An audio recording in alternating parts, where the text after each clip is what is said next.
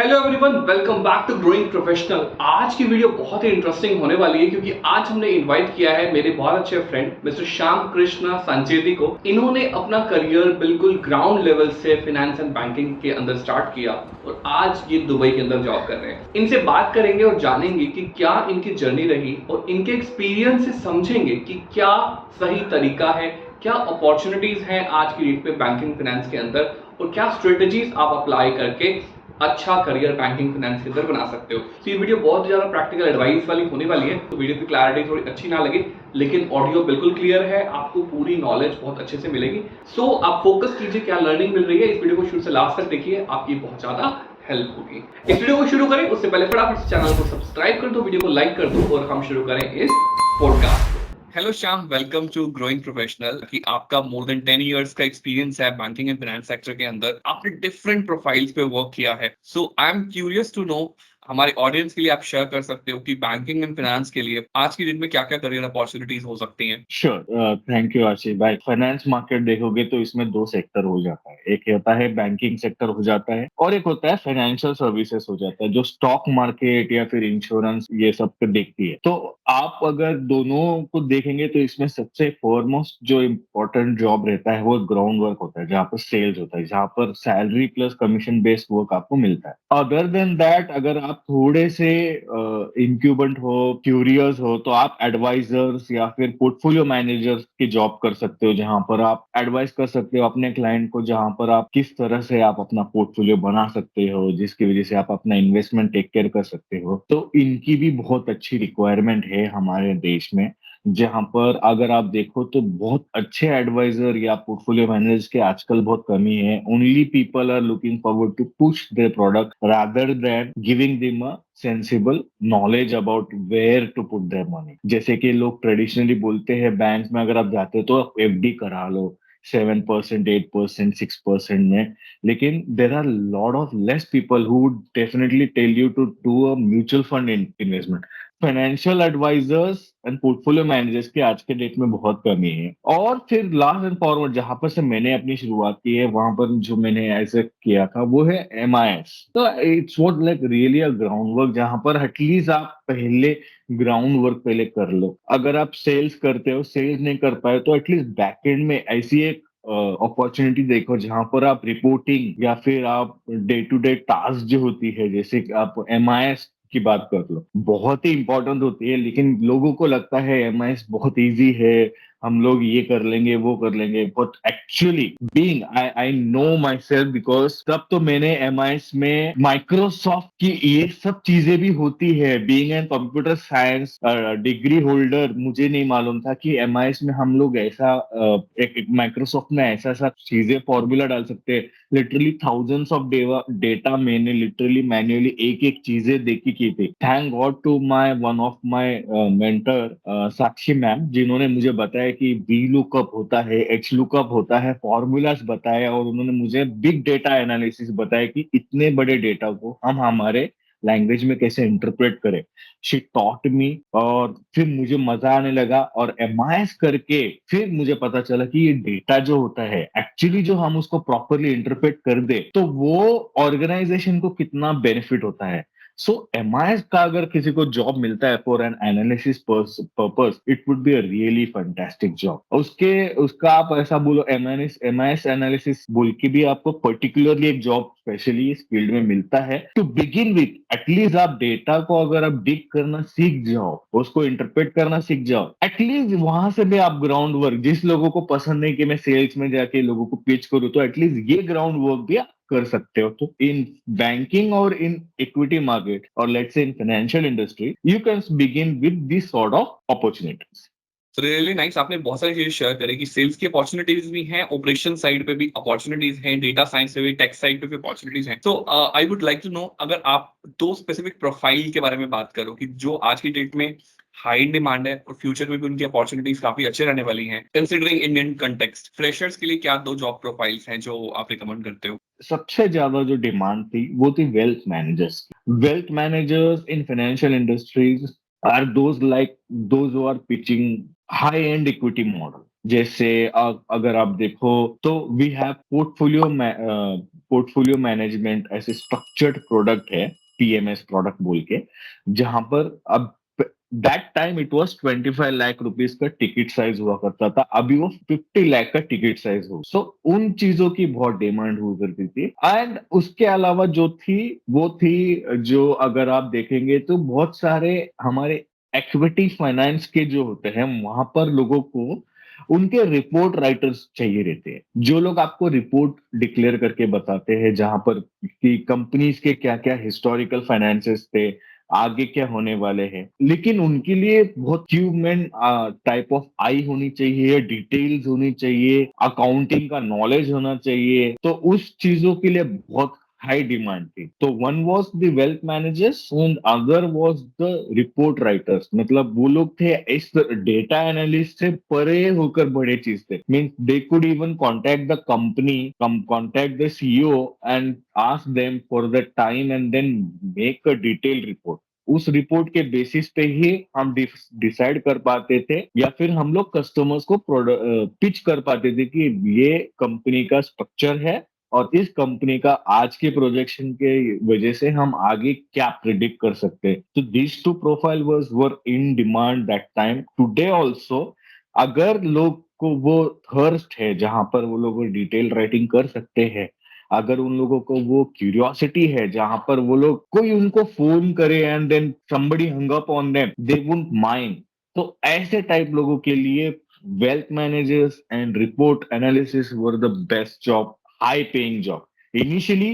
It wouldn't make them much more, but eventually अगर आप उसको प्रैक्टिस करने डाल दो, but that will become the best thing, because my colleagues these days are now hiring in 7 figures. I would say 7 figures, not an annual basis, monthly basis। Very interesting, very interesting. These are the insights that somebody जो already इस industry में है, वही share कर सकता है। So we are grateful to you for sharing this. And एक जो बहुत ज्यादा क्वेश्चन Absolutely। हमारे यहाँ पर आता है, हमारे यहाँ पर आता है बच्चों का, स्टूडेंट्स का, प्रेशर प्रेशर को लेके बहुत ज्यादा लोग कहते हैं, जो लोग ऑलरेडी बैंकिंग में हैं, काफी लोग वो भी कमेंट करते हैं हु आर बिगिनर्स, कि बैंकिंग और फाइनेंस सेक्टर में बहुत ज्यादा हाई प्रेशर है, सेल्स का, मैनेजमेंट का, हर तरह से प्रेशर रहता है। तो what is your take on it? Is it real, or how to handle this thing? And then we will talk about how people can make career in it. See, there are pressure, yes and no as well। I remember जब deadlines होती थी तो मेरे boss मुझे बोलते थे कि Shyam, I need this report by tomorrow 9 AM 10 AM। तो मैं रात रात बैठ के उनको रिपोर्ट बनाता था, and I was new in learning that we look up thing and everything in Microsoft. But I love that, doing that during data mining ये सब। सो उस टाइम पे मुझे वो ऐसा प्रेशर नहीं लगा था। आई लव दैट, मतलब कोई मुझे बोल रहा है कि मुझे इतने टाइम तक चाहिए, तो मैं कर देता था। But in sales it's altogether different, क्योंकि बहुत सारे टीम्स में मैंने आज तक नोटिस किया है जहां पर लोग बोलते हैं कि उनका टीम मैनेजर बहुत ही खड़ूस है, बहुत ही अड़ियल है, उसको सिर्फ नंबर्स चाहिए, ऐसा। But I have also been a team leader for like let's say 3.5 years with Axis Securities। I managed a team size of 11, 12 people. In the beginning, though I was pushing them for their extreme, but I never pushed them beyond that कि जहां पर मैंने उनको बोला है कि you are not performing well and you're because of this team पीछे जा रहा है। I always tried to push them, even if they did not make that mark, I did not mind।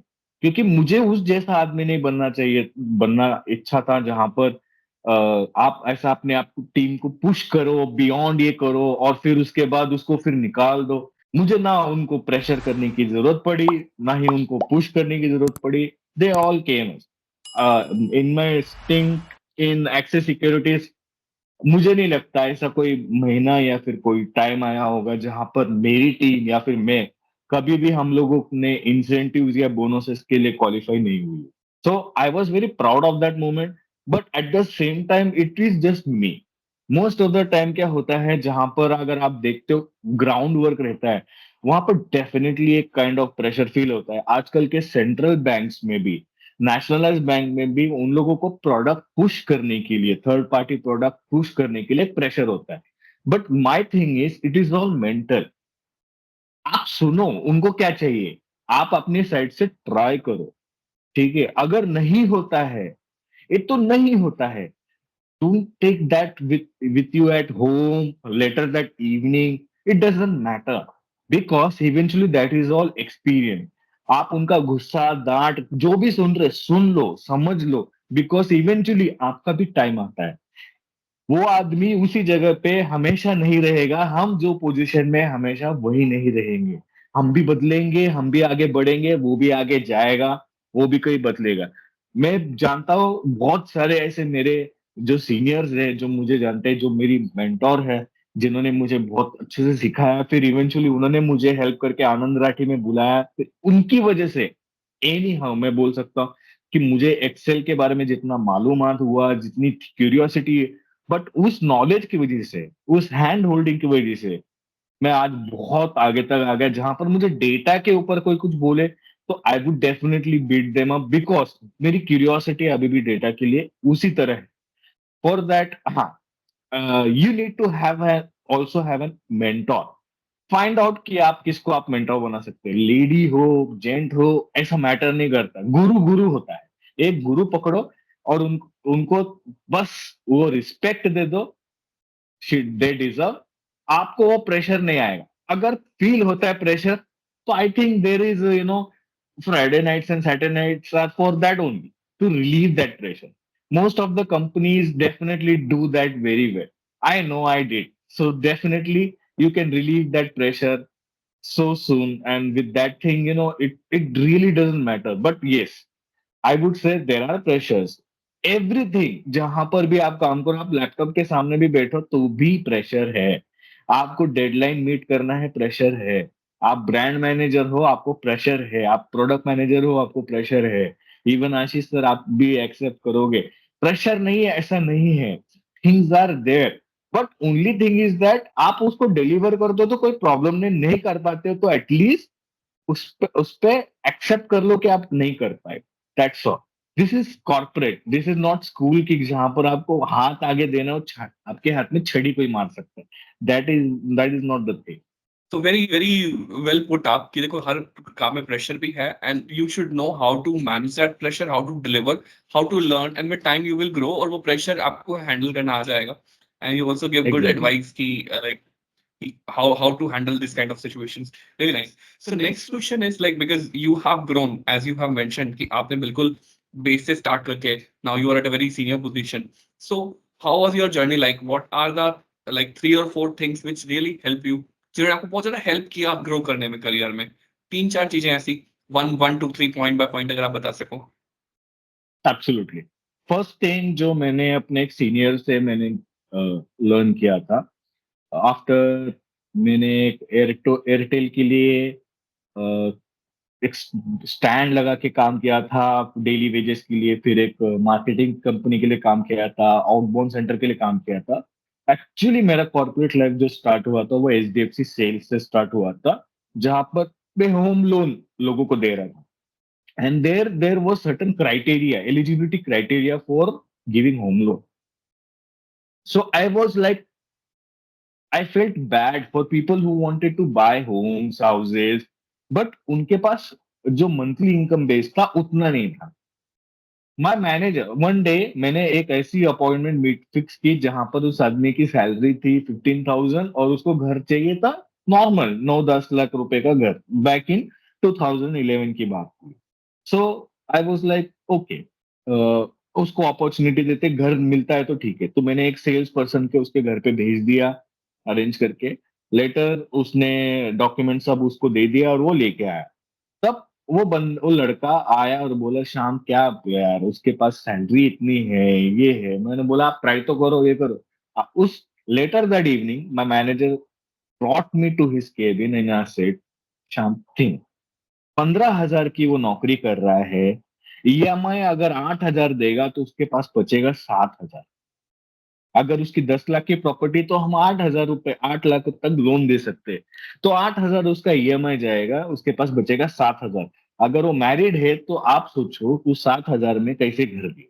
So one thing did he said to me is, in your business, in our business, in any business, learn to say no. At first अगर आप समझ सकते हो, देख सकते हो, interpret कर सकते हो कि ये आपके लायक का नहीं है या फिर आप उसको उस चीज में नहीं कर सकते हो, तो avoid the pain further to give further hope and then destroy, learn to say no. Customer हो, अगर आपके इंटर डिपार्टमेंट वाले लोग हो जहां पर आपको कुछ मांग रहे हो या डेटा मांग रहे हो या समथिंग कुछ कर रहे हो, learn to say no, sorry वो मेरा काम नहीं है, यू आस्क माय बॉस, वो अगर मुझे बोलते हैं then I will do it. कोई आके आपको पूछ रहा है कि श्याम अगर तेरे पास ये है तो मुझे वो दे दे, learn to say no. Second is if you just do your best and keep everything just as per your process, आप यू विल बी फाइन। जैसा आपका प्रोसेस आपको डिफाइन करता है, आपका केपीआई डिजाइंड है, आपका केआरए डिजाइंड है, बेसिकली उस चीज के हिसाब से इवेंचुअली आप जब भी कोई ऑर्गेनाइजेशन स्टार्ट करते हो, there is always KRAs and KPI, key result area, key performance index क्यों बनाया है, हम हमें तोलने के लिए। आप उसके बेसिस पे काम करो। आपको चैरिटी करनी है, वो बाहर जाके कभी भी कर लो, कोई प्रॉब्लम नहीं। When you are in organization they will always remember you for your key performances, your key results. आपने उस पैरामीटर के बेसिस में अपना काम किया, दैट्स ऑल। ये टीम हैंडलिंग हो, आप सेल्स हो, whether you have given your product boost करके नहीं, बट जो भी फैक्ट है फैक्चुअल बेसिस करते करते, जो आज के टाइम पे लोग नहीं करते ज्यादातर, बट इवेंचुअली उसकी जो होती है वो लोगों को पता चल जाता है। They think that they can fool the managers. First of all managers have also started from that thing only. They know कि आपने क्या बोल के क्या बता के अपने प्रोडक्ट को अगर पिच किया रहेगा, दे नो वेरी वेल। उनकी शक्ल में आप देख लो कि सर मैंने आज ये पिच किया and ये सेल हो गया, आप उनकी शक्ल में आपको पता चलेगा वेदर दे आर प्राउड और दे आर नो, ओके तू भी मेरी जैसा ही बनेगा बेटा। So they know. And last but not least is that never talk about, I have breaks. जब भी मैं ब्रेक्स में जाता था, टी ब्रेक्स जाता था, ऑब्वियसली अभी कॉर्पोरेट कल्चर्स में स्मोक ब्रेक्स भी आने लग गए हैं। हमारे अदर टीम्स भी जब ज्वाइन होती थी, never talk your business with them, they try to dug up some things. Never talk your work, your process, your business with other people from your department और any other organisation. Try to be very confidential about your things, okay? Because कौन कब कहाँ से निकाल देता है और फिर कहाँ पर वो यूज कर लेता है, you will never not know.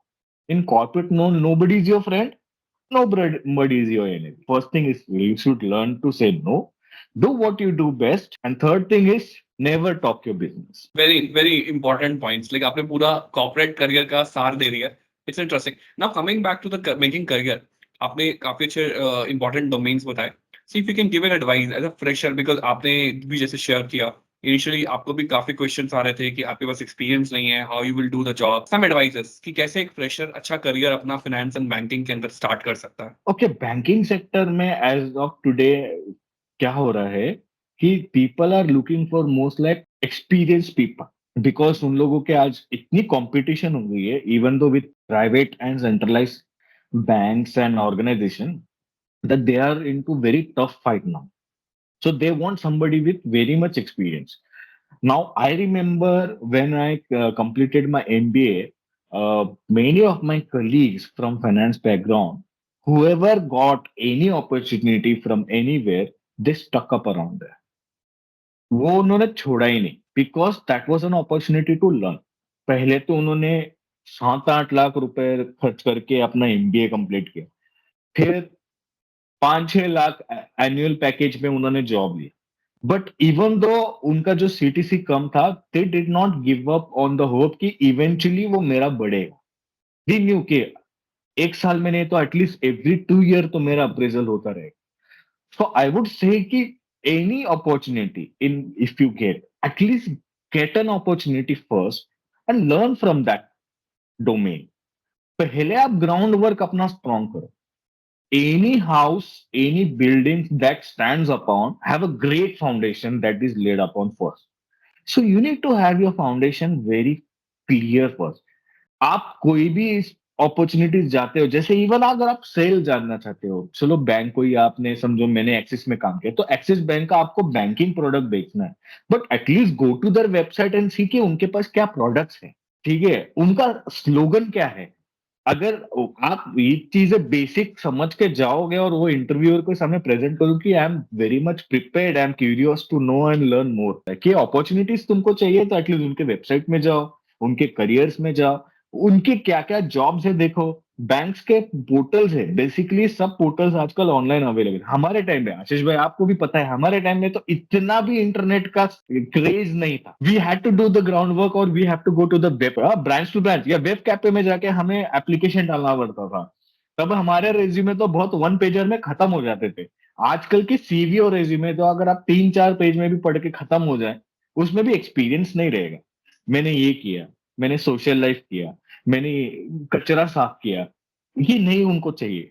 उनको चाहिए आपकी स्किल और एबिलिटी के बारे में पहला इंट्रोडक्शन। वो वहां पर लिखते हैं कि मैंने इसमें साफ किया, मैंने गटर साफ किया, ये सब उनको नहीं जानना है। वो लास्ट वाला वर्ड है, आपने सोशली क्या करते हो, एनवायरमेंटली क्या करते हो, क्या कंट्रीब्यूट किया, वो लेटर है। आप पहले कुछ एक्सपीरियंस डालो, अगर नहीं है तो एटलीस्ट अपना ग्रेजुएशन अपने इसके बारे में डालो, फिर उसके बाद अपनी स्किल्स के बारे में अपलोड करो कि मैंने ये सर्टिफिकेशन किया। No, people are just elaborating things just to make it. Nobody has the time to read that resume first and foremostly. तो मेरा ये उनको है कि अगर आपके पास अर्ज है, थोड़ा सा क्यूरियोसिटी पहले पैदा करो, उसके बाद धीरे धीरे उस पे सीखना शुरू करो, और कोई भी अपॉर्चुनिटी को छोटा मत समझो, ले लो, उसको ग्रो करो, उसको समझो, 2 साल उसमें निकालो साइड बाय साइड। ऐसा नहीं है कि मैं एक जगह पे बैठा हूं तो दूसरे डिपार्टमेंट के बारे में लर्न नहीं कर सकता। Many people do that. Even today, in managerial position also, the person who is in one department also learn about other department. In fact, the companies provide you the portal of learning, e-learning वाली ability बताते कि आप ये चीजें सीख सकते हो, आप ये सर्टिफिकेशन कर सकते हो, and internal growth की opportunity. Only but if you have the urge to learn, then only you will have that kind of opportunity. अगर आपके पास वो urge नहीं है, then no Raksha. Very interesting points. You said like right from the resume to skills to continuous learning to urge to curiosity, everything really matters. And important is to skills that you mentioned. Skills आपको relevant ही Absolutely. mention करने हैं, कुछ भी कहानियां नहीं लिखनी. Very interesting. Now coming to your personal thing, and now you are working in Dubai.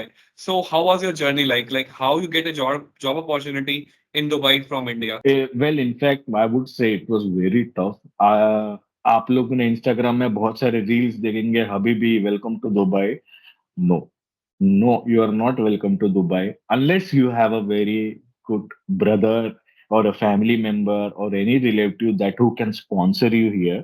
It's very hard to get a job here in Dubai because यहाँ पर ऑलरेडी, यहाँ पर इंडियन मार्केट से ज्यादा टफ है। अगर आप ऑलरेडी एस्टेब्लिश यहाँ पर नहीं हो, या फिर आप वहां से ही कोई अपॉर्चुनिटीज आपको लेके यहाँ पर आपको नहीं बुलाता है, then it is my advice that you do not jump into complete conclusion to go anywhere, especially not even in Dubai, anywhere. However, in India, since there are a lot of scams and frauds going on, those who are offering jobs in abroad, for them, I would suggest that go through their website, read about the reviews, learn that whether they are fully established here as well as in India or not, then you can come to conclusion because पूरा simple अगर मैं आपको बता दूं तो no companies will ask you for money. अगर आप consultant through भी जाते हो तो कंसल्टेंट भी आपसे पैसे नहीं मांग सकता, बिकॉज यहाँ पर अगर आप जॉब करते हो they will pay you for your travelling,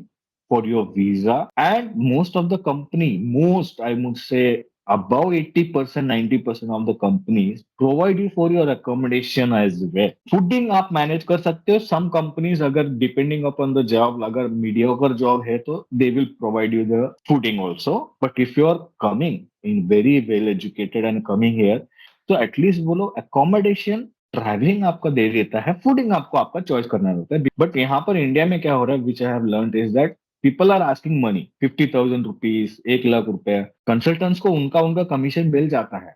companies definitely provide them, और the companies definitely take care of their own hiring. Most offly अभी तो वो लोग खुद ही देखते हैं, they knew the talent, and as of now Dubai में आप ऐसा बोल सकते हो कि कप पूरा फिल हो चुका, अभी ओवरफ्लो हो रहा है। तो मतलब यहाँ पर अपॉर्चुनिटीज जितनी है और टैलेंट जितने हैं वो ओवरकिल हो चुका है। सो इट इज बेटर कि आप अपने होम टाउन में से वहां से अप्लाई करें, दुनिया में कहीं पे भी अप्लाई करें। And when they contact you, when they reach out to you, make sure that they are authenticate, they are working, they are with the compliance. जैसे हमारे यहाँ पर कंपनीज एक्ट होती है, सेबी एक्ट है, आरबीआई एक्ट है, उस नॉर्म्स को फॉलो करती है। Because you never know. Even if you are in UAE, if you're caught only, then you are in problem. If you're not caught, then you're not in problem. There are things that have to matter. So if you want a job here in UAE, first and foremost, for me, I was very blessed that I have my brother here, जिसने मेरा पूरा take care किया। और फिर यहाँ पर से हमने देखा, घूमते घूमते हमने यहाँ पर जॉब अपॉर्चुनिटीज एक्सप्लोर की।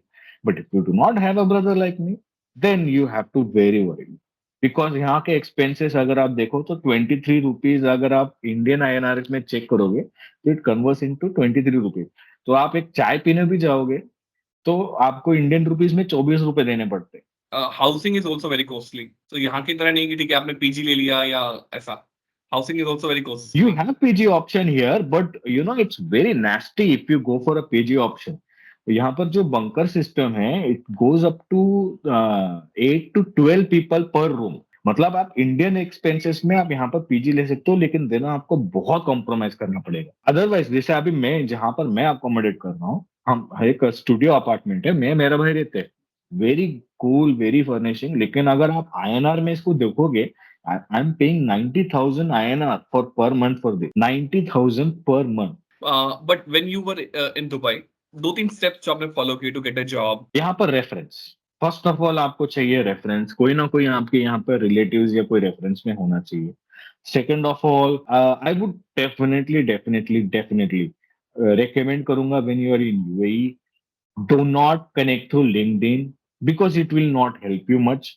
You will have to go door to door here. As and when अगर आपको रेफरेंस है, वेल एंड गुड, रेफरेंस तो बहुत बढ़िया काम होता है। Otherwise you will have to go door to door. If you are not going door to door, then there is not much of a big hope here, because UAE is a big market with various talented from all over the world. जब हम India में होते हैं ना, तो हम लोग सोचते हैं कि पूरी दुनिया हमारे यहाँ पर ही है। But when you go to overseas, a country like UAE and especially in Dubai, then you will see the pool of talents across the world comes and join here. I tell you that there are much better person than you, doing much better thing than you, and in much better pace than you. So if you want to be the first person to reach out to that opportunity, knock the door first. Very interesting, very great insight. So ज्यादा से ज्यादा एक final message for the young generation, how they should make a career, what they should keep in mind while making career in banking and finance. I have a very, very simple thing to tell them. Talent and skill does not come with territory. If the person has born in a village area and if a person has born in a metro area, it doesn't mean that metro person has been given much more skills and learning than the village person. It doesn't work that way. It doesn't, the territory and skill does not come with the territory that they are born with or learned with. It is always with the effort that you take. If you have much more effort to take, if you have much more learning, if you think that your cup is still not filled, then and then only you will survive. Even if you come from village, it doesn't matter. We have lots of people to learn from, very great examples to learn from, but we do not, we हम लोग सिर्फ उसे एक कहानी की तरह लेते हैं।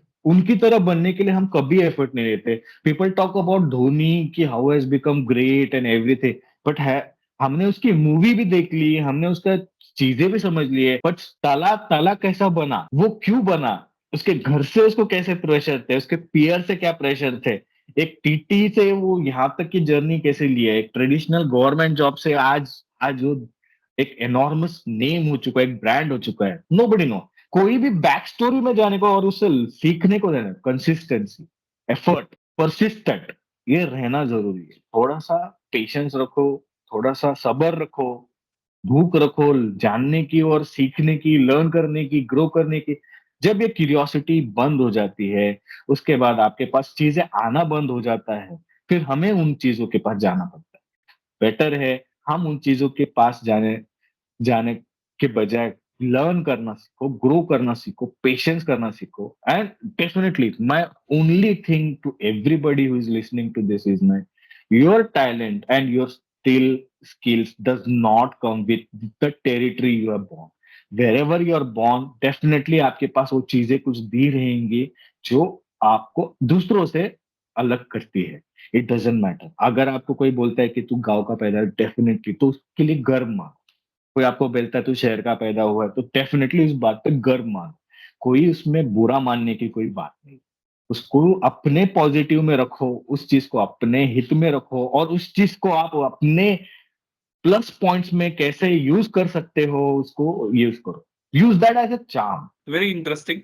Thank you so much, Shyam bhai, for giving out your time. And I hope मेरे जो ये आपने pointers दिए हैं, अपनी जर्नी शेयर की है, अपना एक्सपीरियंस शेयर किया है, ये काफी सारे स्टूडेंट्स को काफी हेल्प करेगा to get ahead in the career journey. And ये भी मुझे पता है कि अभी तक हम लास्ट तक पहुंचे तो हार्डली 10% लोग इस वीडियो के एंड तक पहुंचे होंगे। एंड ये जो 10% लोग यहाँ तक पहुंचे हैं ना, आई बिलीव यही लोग जो है आगे अपनी लाइफ में बहुत अच्छा करने वाले हैं। क्योंकि लोग दुबई वाला थंबनेल देख के क्लिक तो कर लेते हैं, लेकिन लास्ट तक बहुत लोग नहीं आते। So I am wishing the best जो लोग यहाँ तक आए, and I wish you a lot of success. And thank you again Shyam bhai from my side and from the side of my audience for sharing your insights. Thank you so much. Thank you so much for having me and thank you so much for this opportunity. I hope इस video से आपकी बहुत ज्यादा help हुई, बहुत ज्यादा interesting चीज आपको सीखने को मिली। अगर इस वीडियो से आपकी थोड़ी सी भी हेल्प हुई है तो वीडियो को प्लीज लाइक करो, चैनल को सब्सक्राइब करो और अपने फ्रेंड्स के साथ इस वीडियो को शेयर करना मत भूलना। मैं आपसे मिलता हूँ अगली वीडियो में।